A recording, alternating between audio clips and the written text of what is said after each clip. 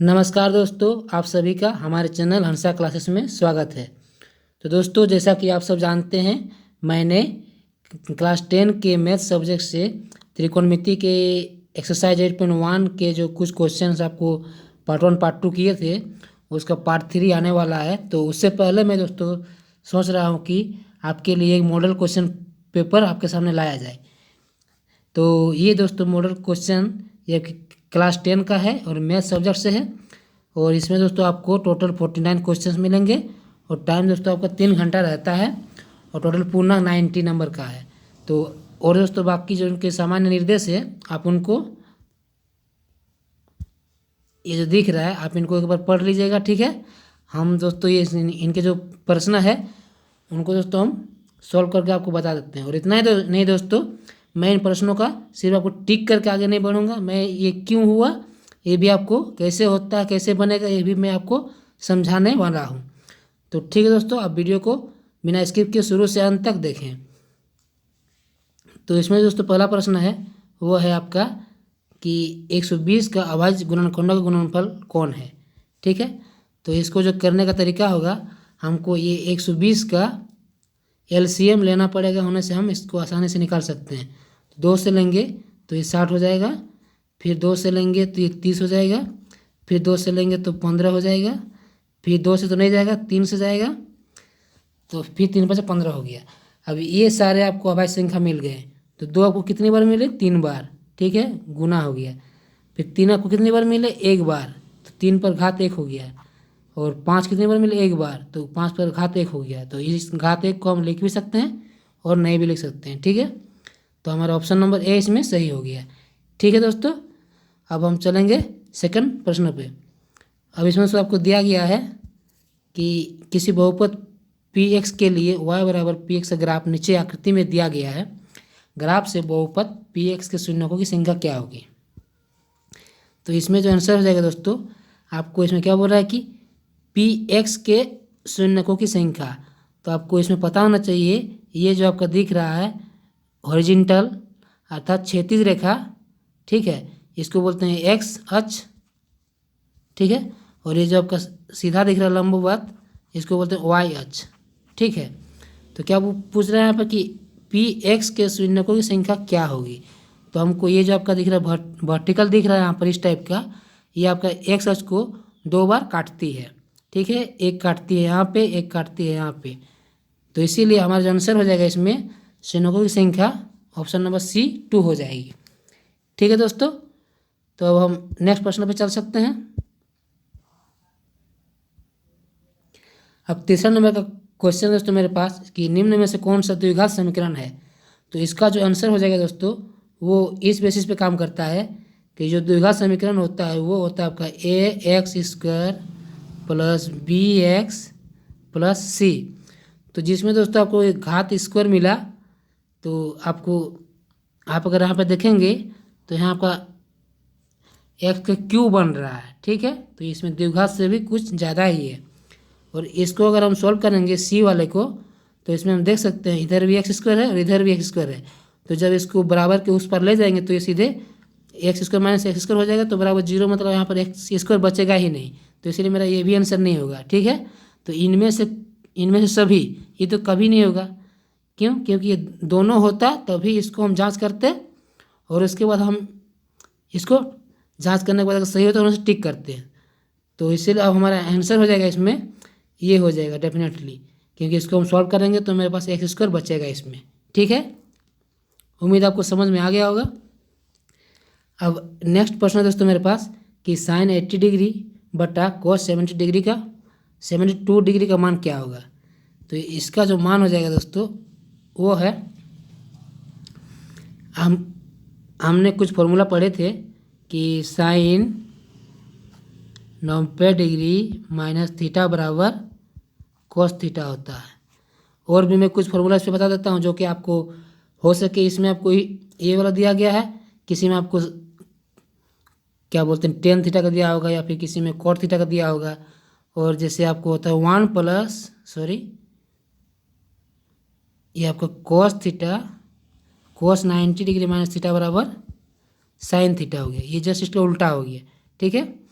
और होता है आपका टेन 90 डिग्री माइनस थीटा बराबर कॉट थीटा हो गया, ठीक है। और एक होता है आपका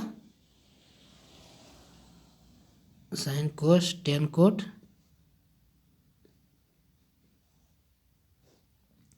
और एक होता है, ठीक है। इतना ही आप देख लीजिए इसको, आप इसको याद कर लीजिएगा। और इसमें जो आपका है, ये जो बनने का तरीका है वो है आपका कि यहाँ पर दिया गया साइन 18 डिग्री, ठीक है। अब इसको हम नीचे वाले को यहाँ कोस से लिखेंगे और यहाँ पर क्या करेंगे कि 90 डिग्री माइनस 18 डिग्री करेंगे। तो अगर 90 में अगर माइनस 18 करेंगे तो हमारे पास 72 ही बचता है, ठीक है। लेकिन क्या होता है कि कोस 90 डिग्री माइनस ये थीटा हो गया, तो क्या हो जाता है, ये आपका साइन थीटा हो जाता है, ठीक है। तो ये साइन थीटा अर्थात साइन 80 डिग्री हो जाएगा, ठीक है। तो ये साइन 80 बटा साइन 80 हो जाएगा मेरे पास आंसर 1, ठीक है। जो कि यहाँ पर कोई भी ऑप्शन में दिया गया नहीं है, क्योंकि इसका मतलब इनके सारे ऑप्शन गलत है। इसका आंसर दोस्तों हमें डेफिनेटली 1 ही होगा, ठीक है। आपको इसमें कोई कन्फ्यूजन नहीं होना है, आपको घबराना नहीं कि इसमें आंसर नहीं दिया गया तो शायद ये मेरा गलत है। ये गलत नहीं है दोस्तों, ये बिल्कुल सही है, ठीक है। अब हम चलेंगे दोस्तों 5वें नंबर क्वेश्चन पे। और इस क्वेश्चन में दोस्तों आपको मिलेगा कि समानांतर श्रेणी 3 1 -1 -3 इसी तरह डॉट डॉट करते हुए कि सार्वंतर इनमें से कौन है। सार्वंतर मतलब होता है दोस्तों आपका डी होता है, ठीक है। तो ये जो आपका 3 1 दिया गया है, 3 है, 1 है, -1 है, -3 है, इसी तरह डॉट डॉट करते आगे गया है। तो ये आपको, इसको बोलते हैं हम लोग A1 बोलते हैं, इसको A2 बोलते हैं, इसको A3 बोलते हैं, इसको A4 बोलते हैं। और इन दोनों के बीच जो डिफरेंस है इसको बोलते हैं डी। तो कितना का डिफरेंस है, डिफरेंस हम कैसे निकालेंगे, ऐसे नहीं निकालेंगे कि 3 में 1 गया तो 2, हमको ये आगे वाला संख्या से पीछे वाला संख्या घटाना है। तो 1 -3, ठीक है। अगर इसको लेते हैं हम -3 को, तो -3 माइनस यहाँ -1 हो जाएगा। अब इसको लेंगे तो यहाँ पर भी -2, मतलब सब में हमारा -2 ही आंसर आएगा। तो इसका जो सार्वंतर हो गया वो आपका ऑप्शन नंबर ए हो गया, ठीक है दोस्तों। अब हम देखेंगे 6 नंबर कि आर त्रिज्या वाले वृत्त का परिमाप क्या होगा। तो आपको सिंपल आपको पता होना चाहिए कि वृत्त का परिमाप का फॉर्मूला क्या होता है। तो वृत्त का परिमाप का फॉर्मूला होता है 2πr, ठीक है। हो सके आपको एग्जाम में ये पूछ दे कि वृत्त का क्षेत्रफल बराबर क्या होता है, तो उसका होता है पाई का आर स्क्वायर, अर्थात होने से बी ऑप्शन हो जाता है, ठीक है दोस्तों। अब अगर आपसे पूछ दे कि अर्धवृत्त का क्षेत्रफल बराबर क्या हो जाएगा, तो आप इसको सीधे 2 से भाग दे सकते हैं, ठीक है दोस्तों। इसमें आपको घबराना नहीं है। अब नेक्स्ट प्रश्न पर चलेंगे दोस्तों हम कि सभी वृत्त क्या होते हैं। तो सभी वृत्त क्या होते हैं इस पर दोस्तों हम लोग यहाँ पर चर्चा करेंगे। तो देखेंगे कि सभी वृत्त आपका सर्वांग सम, पहले हम समझेंगे कि ये सर्वांग सम क्या है और समरूप क्या है। ये दोनों का डिफरेंस समझना बहुत ज़रूरी है, तभी हम इस क्वेश्चन का इस टाइप का हमको कितना भी क्वेश्चन आ जाए हम उसको आसानी से सॉल्व कर सकते हैं दोस्तों। यही कॉन्सेप्ट है, अगर हमारा कॉन्सेप्ट क्लियर रहेगा तो हमें आगे कोई भी दिक्कत नहीं होगी। तो सर्वांग सम हो गया दोस्तों जिनके सभी अंग समान हो, ठीक है। जैसे आपको यहाँ पर एक त्रिभुज बना देते हैं हम, ये भी 3 का है और ये 4 है, ये 5 है मान लीजिए, ठीक है।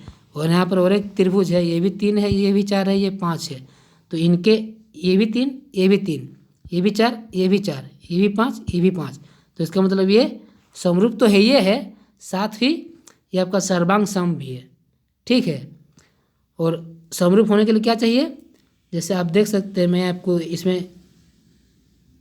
एक स्क्वायर लेकर दिखाता हूँ आपको, ठीक है।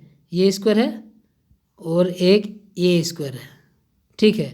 तो ये दोस्तों आपका समरूप है, क्यों, क्योंकि ये जो बड़ा वाला इसमें स्क्वायर है, ये इसके जब इसको घेर लेता है तो इसके बीच की दूरी दोस्तों हमेशा समान रहेगी, ठीक है। मतलब कभी भी ये मतलब चारों तरफ से दूरी समान रहेगी, ठीक है। समरूप मतलब दिखने में लगेगा समरूप है। तो इसी तरह वृत्त भी क्या होता है दोस्तों, समरूप भी होते हैं। जैसे ये वृत्त हो गया, ये वृत्त हो गया, ये बड़ा वाला हो गया, तो ये भी दोस्तों इसके बीच की गैप बराबर है, तो ये आपका समरूप हो गया। और अगर सेम वृत्त रहेगा 2 गो और एक वृत्त, मैं कलर चेंज करके आपको बताता हूँ, और एक वृत्त ऐसा रहेगा उसी के ऊपर, तो ये दोस्तों आपका समरूप सर्वांग सम भी होगा और समरूप भी होगा। ठीक है, तो उम्मीद है दोस्तों आपको ये चीज़ समझ में आ गया होगा। तो इसका आंसर हो जाएगा ऑप्शन नंबर बी। अब हम चलेंगे दोस्तों नेक्स्ट प्रश्न पे कि 8वां नंबर 15, 12 और 21 का एलसीएम क्या होगा। ठीक है, तो ये 15, 12 और 21 का एलसीएम हमको निकालना है। कैसे निकालेंगे, आइए हम इसको सीखते हैं। 12 हो गया, 15 हो गया और 21 हो गया। अब इस सब को हम कितना से भाग देंगे, तो ये 2 से तो जाएगा ही, लेकिन सिर्फ यही संख्या जाएगा 2 से, बाकी ये दोनों नहीं जाएगा। तो हमको कोई ऐसा संख्या चुनना है जिससे तीनों भाग जाए या फिर कम से कम 2 को भाग जाए। तो हम 3 ले लेते हैं। 3 चौके 12, 3 5 15, 3 7 21। ठीक है, अब भाग नहीं जाएगा। ठीक है, तो अब इसको हम जब करेंगे गुना, 3 चौके 12, 12 5 60 और 6 7 42 बराबर 420 हमारा आंसर होगा, जो कि ऑप्शन नंबर आपका बी में दिया गया है। ठीक है दोस्तों, अब हम चलेंगे दोस्तों क्वेश्चन नंबर 9 पे कि द्विघात बहुपद क्या होगा जिसके शून्यकों का योग और गुणनफल क्रमशः 1 और 1 है। ठीक है, तो इसका हमको शून्यकों का योग हो गया आपका ये हो गया, और गुणनफल आपका ये हो गया, मतलब दो सभी दोस्तों एक ही है। ठीक है, तो हमको योगफल क्या होता है, योगफल होता है a प्लस बी बराबर, यहाँ पर 1 दिया गया है, और a गुना बी बराबर भी 1 दिया गया है। अब हम a गुना बी किसको करेंगे, इधर से लेंगे एक्स स्क्वायर। कितना इसमें एक्स स्क्वायर है, इसमें 1 एक्स स्क्वायर है। ठीक है, और यहाँ पर सी में जो मान है वो भी दोस्तों आपका 1 ही है, तो 1 गुना 1 बराबर 1 हो गया, ये मैच कर गया।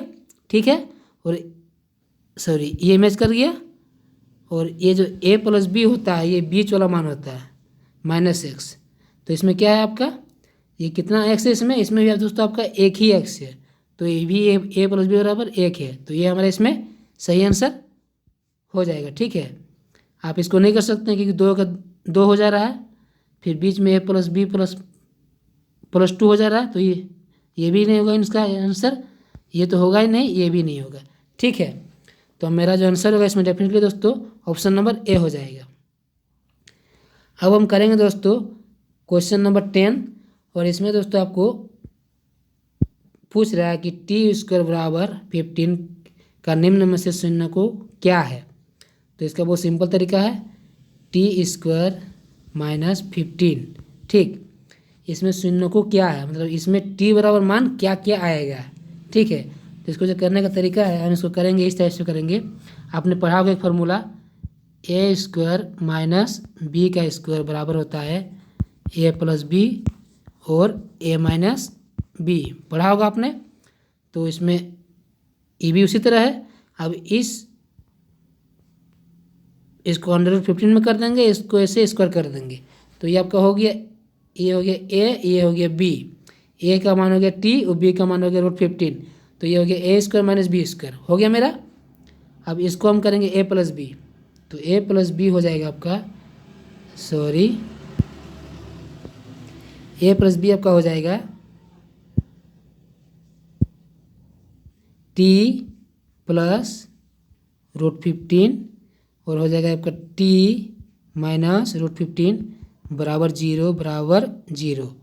ठीक है, अब इस 15 को उस साइड ले जाएंगे तो यहाँ हो जाएगा -15, और इस 15 को उस साइड ले जाएंगे तो ये हो जाएगा +15। तो -15 और +15 अंडर रूट में कहाँ है, तो आप देख सकते हैं ऑप्शन नंबर, ये तो दोनों प्लस है, ये 14 15 है, ये नहीं होगा, ये दोनों, ये तो इसमें अंडर रूट है ही नहीं, तो मेरा ऑप्शन नंबर बी सही, बिल्कुल सही हो जाएगा। ठीक है दोस्तों, तो दोस्तों अब हम चलते हैं क्वेश्चन नंबर 11। ये 11 दोस्तों इसमें बोल रहा है कि द्विघाती सूत्र कौन है। ठीक है, तो ये दोस्तों आपको कुछ फार्मूला होता है जिसको आपको याद रखना बहुत ज़रूरी होता है, तो इसमें इसका आंसर हो जाएगा ऑप्शन नंबर ए। ठीक है, अब हम चलेंगे दोस्तों नेक्स्ट प्रश्न पे कि क्वेश्चन नंबर 12, इसमें पूछ रहा है कि d = 0 अर्थात विविध कर, इसको अंग्रेजी में बोलते हैं डिस्क्रिमिनेंट, शून्य हो तो इनमें से मूल का स्वभाव क्या होगा, मूल क्या होगा। तो जो मूल का स्वभाव होगा इसमें दोस्तों ये बराबर होगा और वास्तविक होगा। ठीक है। अब दोस्तों मेरे पास क्वेश्चन नंबर 13 में दोस्तों हमको बोल रहा है कि यदि कर्ण स्क्वायर बराबर लंब स्क्वायर प्लस आधार स्क्वायर है तो वो त्रिभुज कैसा होगा। तो ये त्रिभुज दोस्तों आपको बहुत सिंपल है, मैंने आपको त्रिकोणमिति में पढ़ाया था, उसमें आपको बताया था कि P square plus B square बराबर एच स्क्वायर होता है और उसमें एक समकोण होता है अर्थात 90 डिग्री का होता है। तो क्या हो जाएगा आपका ये समकोण त्रिभुज, ऑप्शन नंबर डी हो जाएगा। ठीक है, उसी में ये फॉर्मूला लगता है, बाकी कोई भी त्रिभुज में नहीं लगता है। तो ठीक है दोस्तों, अब हम चलेंगे 14 नंबर के प्रश्न पर। और इसमें दोस्तों आपको करना है कि दो बिंदुओं A under bracket x1 xy bracket बंद और b x2 y2 के बीच की दूरी हमको ज्ञात करना है। ठीक है, तो ये क्या है दोस्तों, ये आपका दोस्तों ग्राफ है। ग्राफ आपने पढ़ा होगा, ऐसे होता है ग्राफ आपका होता है ऐसे। ठीक है, ये x है, ये y होता है, यहाँ पर 1 2, ठीक, यहाँ 3, इसी तरह 1 2 3 1 2 3, यहाँ पर 1 2 इसी तरह रहता है। तो इसी तरह मान लीजिए कहीं पर आपको दिया गया है इसमें एक्स वाई और एक्स वाई। ठीक है, यहाँ पर एक्स वाई दिया गया है, ये दिया गया है, और यहाँ पर भी दिया गया है एक्स वाई दिया गया है। ठीक है, यहाँ बी दिया गया है एक्स वाई करके। तो इन दोनों के बीच की दूरी दोस्तों हमको निकालना है।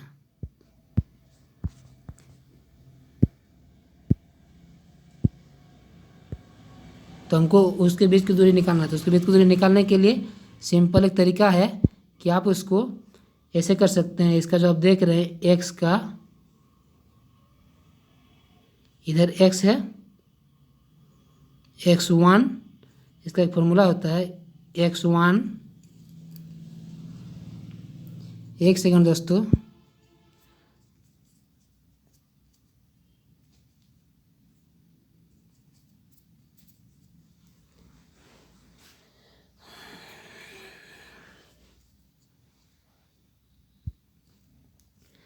तो इसका जो फॉर्मूला आता है दोस्तों, हमको ए का मान हो जाएगा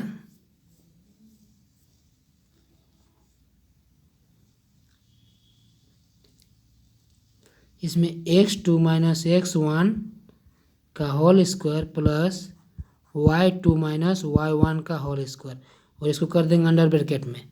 ठीक है, तो ये भी एक फार्मूला है। इसमें कुछ नहीं दोस्तों, आपको इसका जो x है पहले इधर वाला x को लेना है, उसमें माइनस ये वाला x कर देना है और इसको होल स्क्वायर कर देना है, फिर प्लस दे के फिर y2 को लेना है, फिर माइनस y1 करना है और इसको भी होल स्क्वायर करके अंडर ब्रैकेट में अंडर रूट में कर देना है। तो ठीक है दोस्तों, अब हम ये भी आपको समझ में आ गया होगा। अब हम चलेंगे क्वेश्चन नंबर 15 पे। इसमें दोस्तों आपको पूछ रहा है कि साइन 30 डिग्री का मान क्या है। तो दोस्तों मैंने एक वीडियो बनाया था कि आप त्रिकोणमिति फॉर्मूला को कैसे याद करें। अगर दोस्तों आपने वो वीडियो अभी तक नहीं देखा है तो आप मेरे चैनल में आप जाके उसको देख सकते हैं। और डेफिनेटली दोस्तों आपको सारा मान आपको सिर्फ एक ही वीडियो में याद हो जाएगा, मैं आपको गारंटी देता हूँ। तो इसका जो मान हो जाएगा साइन 0 डिग्री बराबर कितना होता है, 0 होता है।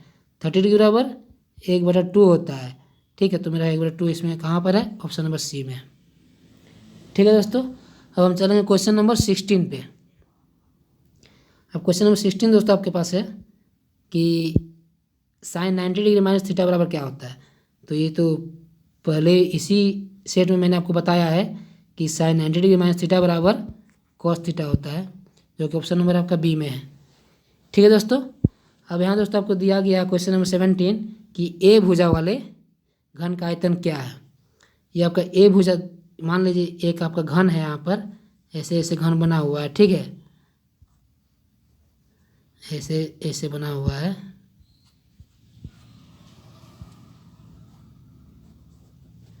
ठीक है, तो मान लीजिए ये अगर ए है, इसकी ऊंचाई ए है, चौड़ाई ए है और ये आधार भी आपका ए है।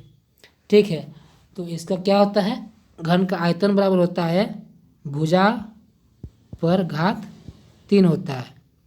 ठीक है, तो यहाँ पर बोल दिया गया क्या ए भुजा है, तो इसका क्या हो जाएगा, इसीलिए ए क्यू हो जाएगा घन का आयतन बराबर। ठीक है, और इसमें मैं आपको और एक एक्स्ट्रा फैक्ट आपको बता दे रहा हूँ।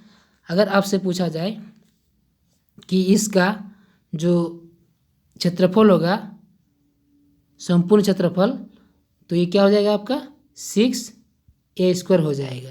ठीक है, आपको ये भी पूछ सकता है कोई दूसरा सेट में, तो आप इसको भी ध्यान में रख सकते हैं। ठीक है, तो मेरा आंसर हो गया आपका इसमें ऑप्शन नंबर ए। ठीक है दोस्तों, तो उम्मीद आपको ये क्लास अच्छा लग रहा होगा। तो अगर आपको ये क्लास अच्छा लग रहा है तो आप हमारे इस वीडियो को एक लाइक कीजिएगा और शेयर कीजिएगा, और अगर आपने मेरे चैनल को सब्सक्राइब नहीं किया है तो आप सब्सक्राइब कीजिएगा, साथ में बेल आइकन को प्रेस कर लीजिएगा। तो अब दोस्तों हम देखेंगे कि शंकु का आयतन क्या है, क्वेश्चन नंबर 18। ठीक है, तो इसमें शंकु का आयतन हो जाएगा दोस्तों, आयतन होता है शंकु का आयतन होता है आपको 1/3 πr²h। ठीक है, जो कि ऑप्शन नंबर बी में है, साफ दिख रहा है आपको। ठीक है, और ये दोस्तों क्या है आपका शंकु के वक्र पृष्ठ का क्षेत्रफल है। मैं आपको ये भी बता दे रहा हूँ। और दोस्तों इसमें कुछ है और इसमें कुछ नहीं है, ये सब फालतू का है। लेकिन आपको इसमें एक इम्पोर्टेंट चीज़ बता दे रहा हूँ। अगर आपसे पूछा जाए कि बेलन का आयतन क्या हो जाएगा, तो बेलन में कुछ नहीं, आपको ये 1/3 दिख रहा है, इसको आप काट दीजिएगा, πr² होता है। ठीक है, और ये हो गया आपका πrl हो गया शंकु का वक्र पृष्ठ क्षेत्रफल। तो अब दोस्तों हम लोग चलेंगे क्वेश्चन नंबर 19, और इसमें दोस्तों पूछ रहा है कि वर्ग अंतराल 10-25 का वर्ग चिन्ह क्या होगा। तो इसका दोस्तों वर्ग चिन्ह होगा वो हमको कुछ इस तरीके से निकालते हैं। हम लोग दोनों संख्या को जोड़ देते हैं और इसको 2 संख्या तो 2 से भाग दे देते हैं, 10, 25, 35/2 17 हमारा आंसर हो जाएगा ऑप्शन नंबर बी में। ठीक है, तो दोस्तों आज के लिए हम इतना ही कर रहे हैं, क्योंकि ये वीडियो काफ़ी लंबा हो जा रहा है। मैं इसके जितने भी क्वेश्चन बचे हुए हैं उस क्वेश्चन को मैं नेक्स्ट वीडियो में आपको सारा कुछ सॉल्व करके आपको दे दूंगा। तो आप लोग घबराइए नहीं, आप लोग मेरे इस चैनल से जुड़े रहें। तो दोस्तों आप लोग बताइए कि आपको मेरा ये वीडियो कैसा लगा। अगर दोस्तों आपको इसमें थोड़ा सा भी फ़ायदा हुआ तो आप मेरे इस वीडियो को एक लाइक कर दीजिएगा, और बाकी तो सब आप सब जानते ही हैं। तो आप एक लाइक, शेयर, और अगर कहीं भी आपको दिक्कत आप कमेंट कर सकते हैं। तो ठीक है दोस्तों, मिलते हैं नेक्स्ट वीडियो में।